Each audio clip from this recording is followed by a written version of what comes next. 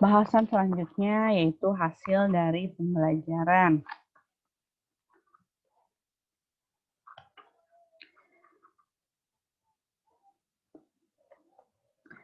Hasil proses pembelajaran ialah, sebagaimana disebutkan sebelumnya, adalah perubahan perilaku individu. Nah, individu akan memperoleh perilaku yang baru, menetap, fungsional, positif, disadari, dan sebagainya. Perilaku hasil pembelajaran secara keseluruhan meliputi aspek kognitif, afektif, dan psikomotorik. Menurut taksonomi Bloom, ya, jadi menurut taksonomi Bloom di sini ada 3 ranah perilaku sebagai tujuan dan hasil pembelajaran: kognitif, afektif, dan psikomotorik. Nah, kognitif domain atau ranah kognitif ini berisi perilaku yang menekankan pada aspek intelektual seperti pengetahuan, pengertian, dan keterampilan berpikir. Kemudian, afektif domain atau ranah afektif berisi perilaku-perilaku yang menekankan pada aspek perasaan dan emosi, seperti minat, sikap, apresiasi, dan penyesuaian diri. Psikomotorik domain sebagai ranah terakhir, yaitu ranah psikomotor, berisi perilaku-perilaku yang menekankan aspek keterampilan motorik seperti menulis tangan, mengetik, berenang, mengoperasikan mesin, dan lain-lain.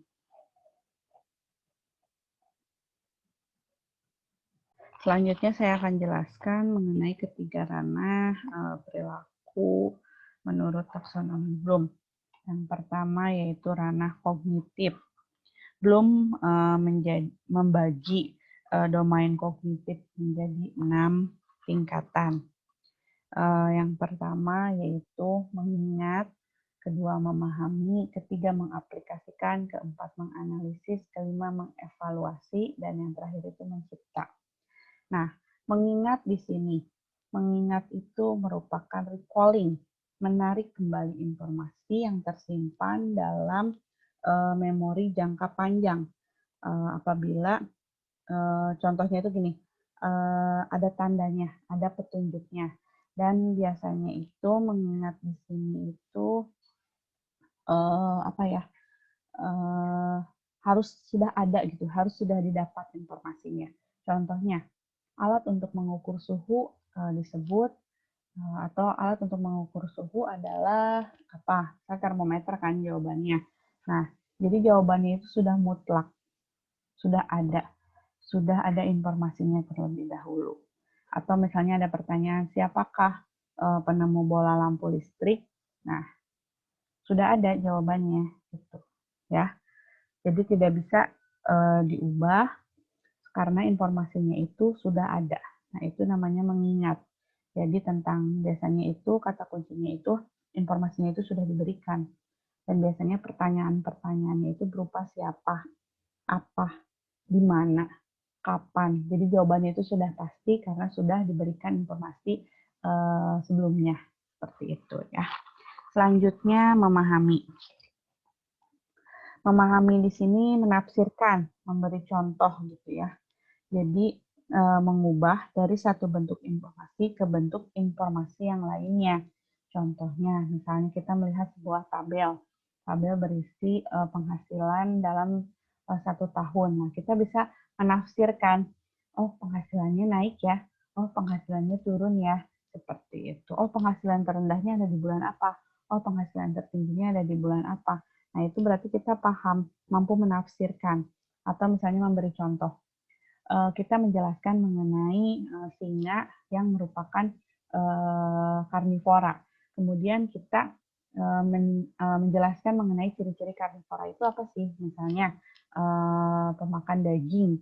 Nah, kemudian silahkan beri contoh hewan lainnya selain singa yang merupakan pemakan daging. Nah, berarti kita paham kan? Oh, yang makan daging itu berarti karnivora. Sedangkan tadi kalau misalnya ditanyanya singa, berarti itu kita ke tahap nomor 1, hanya mengingat.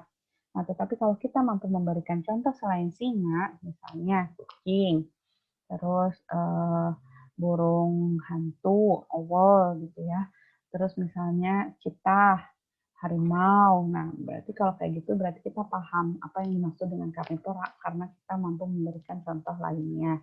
Kemudian mampu mengklasifikasikan atau misalnya meringkas, mampu meringkas sebuah abstrak dari sebuah artikel. Jadi membuat abstrak dari sebuah artikel dengan bahasa sendiri. Berarti kita paham kan apa isi artikel tersebut sehingga kita mampu membuat sebuah abstrak seperti itu. Kemudian yang ketiga itu tahap mengaplikasikan. Mengaplikasikan di sini menerapkan, menjalankan, mengimplementasikan, memilih, menggunakan prosedur yang sesuai untuk menyelesaikan tugas dengan cara yang baru.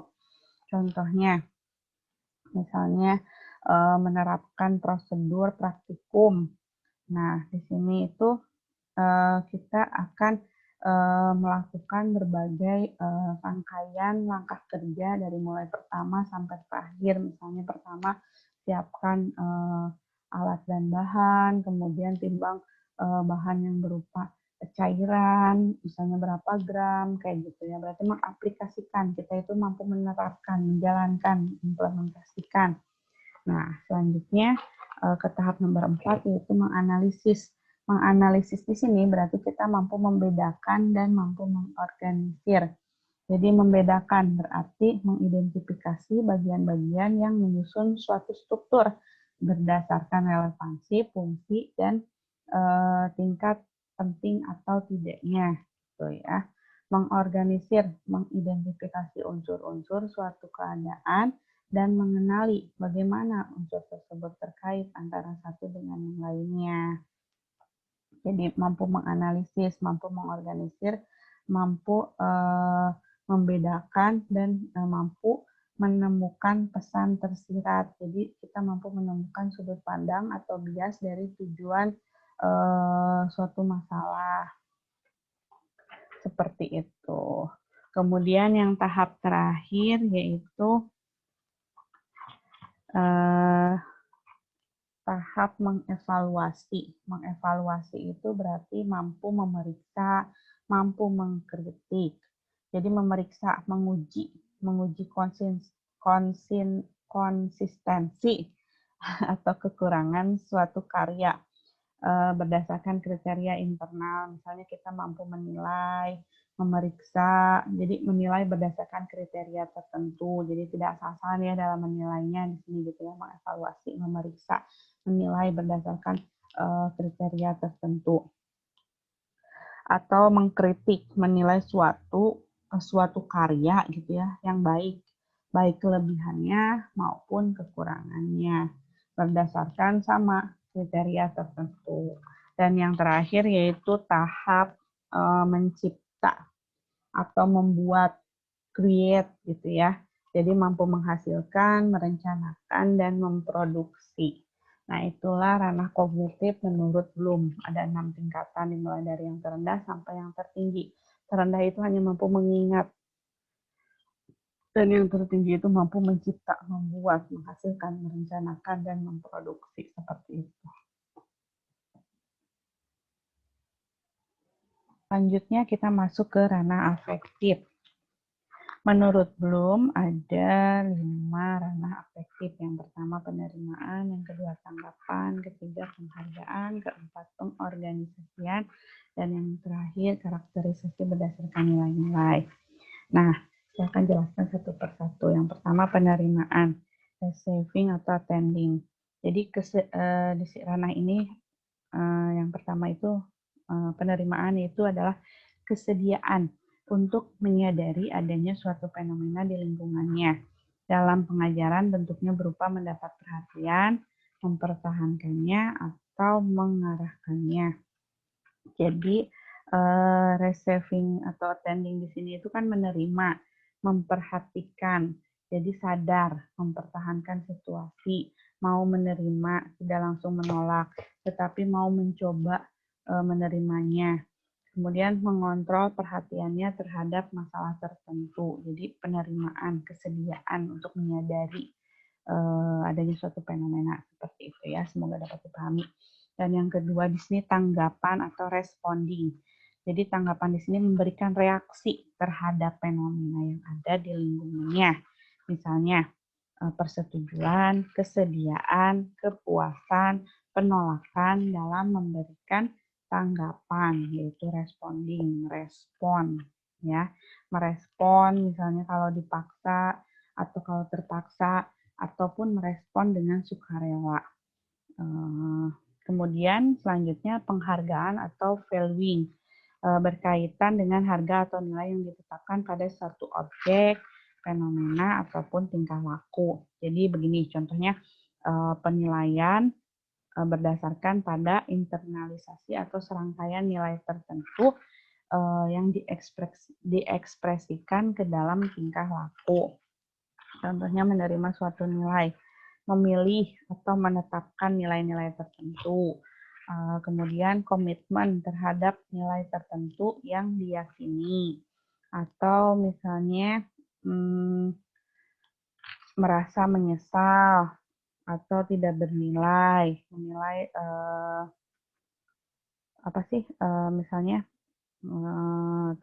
tepat waktu atau tidak tepat waktu gitu kan, sebagai sesuatu yang buruk, nilainya benar atau salah. Kemudian individu tersebut menyesal atau tidak menyesal, jadi valuing, menerima suatu nilai. Ya. Selanjutnya yang keempat, pengorganisasian. Organization, memadukan nilai-nilai yang berbeda, menyelesaikan konflik di antaranya, membentuk suatu sistem yang konsisten. Jadi organization itu mengorganisasi, konseptualisasi nilai-nilai tertentu, mengorganisasikan sistem nilai, misalnya menggabungkan beberapa nilai menjadi suatu nilai yang konsisten, kemudian tepat waktu akan menghargai orang lain, misalnya karena mampu memiliki nilai organisasi yang baik, maka pengerjaan tugas-tugasnya menjadi terjadwal, etos kerjanya tinggi, teliti, terus karakternya itu bagus, nah kayak gitu ya. Terus yang terakhir, karakterisasi berdasarkan nilai-nilai. Memiliki sistem nilai yang mengendalikan tingkah lakunya sehingga menjadi karakteristik gaya hidupnya. Jadi bisa merevisi judgement berdasarkan bukti yang ada. Jadi mampu menggeneralisasikan secara baik. Misalnya orang yang memiliki karakter tidak akan asal-ngasal atau asal-asalan dalam berbicara, tetapi akan berbicara berdasarkan bukti, berdasarkan fakta, melihat situasi atau fenomena yang terjadi di lingkungan. Seperti itu. Kemudian kalau udah karakterisasi berdasarkan nilai-nilai tersebut, orang akan menyadari kesalahannya sendiri. Jadi mampu mengenali dirinya dengan baik, seperti itu ya, sehingga mampu menyadari kesalahannya sendiri. Selanjutnya kita masuk ke ranah psikomotorik. Di sini ada 7 ranah ya. Yang pertama persepsi atau perception. Jadi misalnya penggunaan individu di sini menggunakan alat indera untuk menjadi pegangan dalam membantu gerakan. Contohnya seorang yang belajar lari akan mempelajari situasi lingkungannya dengan baik. Misalnya menggunakan matanya untuk melihat jalan, kemudian melihat situasi mendengar situasi berdasarkan telinga, menghirup udara dengan hidungnya, melakukan gerakan-gerakan berdasarkan atau dengan melibatkan kelima alat indera yang dimilikinya. Jadi persepsi, penggunaan alat indera yang menjadi pegangan dalam membantu gerakan. Seperti itu ya. Selanjutnya kesiapan. Kesiapannya di sini baik kesiapan fisik, mental, dan emosional untuk melakukan gerakan. Misalnya tadi kembali ke contoh tadi yaitu seorang pelari yang sudah menyiapkan fisiknya dengan baik, kemudian mental dan emosionalnya di apa sih maksudnya jadinya teh mental dan emosionalnya itu dipadukan untuk melakukan sebuah gerakan. Dan yang ketiga itu respon terpimpin. Tahap awal dalam mempelajari keterampilan yang kompleks termasuk di dalamnya imitasi dan gerakan coba-coba. Jadi respon terpimpin itu yaitu tahap imitasi, yaitu meniru dan gerakan coba-coba, misalnya lari. Lari merupakan sebuah keterampilan yang kompleks kan, dengan tahap imitasi yaitu meniru dan coba-coba. Kemudian mekanisme membiasakan gerakan yang telah dipelajari sehingga tampil meyakinkan dan cakap. Jadi ranah psikomotor ini berkesinambungan antara satu ranah ke ranah yang lainnya, dimulai dari persepsi, kemudian kesiapan, respon terpimpin, kemudian mekanisme sampai cakap, kemudian respon yang kelima respon tampak yang kompleks. Jadi gerakan motorik yang terampil yang di dalamnya terdiri dari pola-pola gerakan yang kompleks. Dari mekanisme kemudian akan menimbulkan gerakan yang kompleks. Kemudian yang keenam itu adalah penyesuaian. Keterampilan yang sudah berkembang dari 1 sampai 5 ini dapat disesuaikan dengan berbagai situasi. Misalnya, situasinya jalannya berbatu, larinya harus kayak gimana, jalannya hujan, terus licin harus kayak gimana.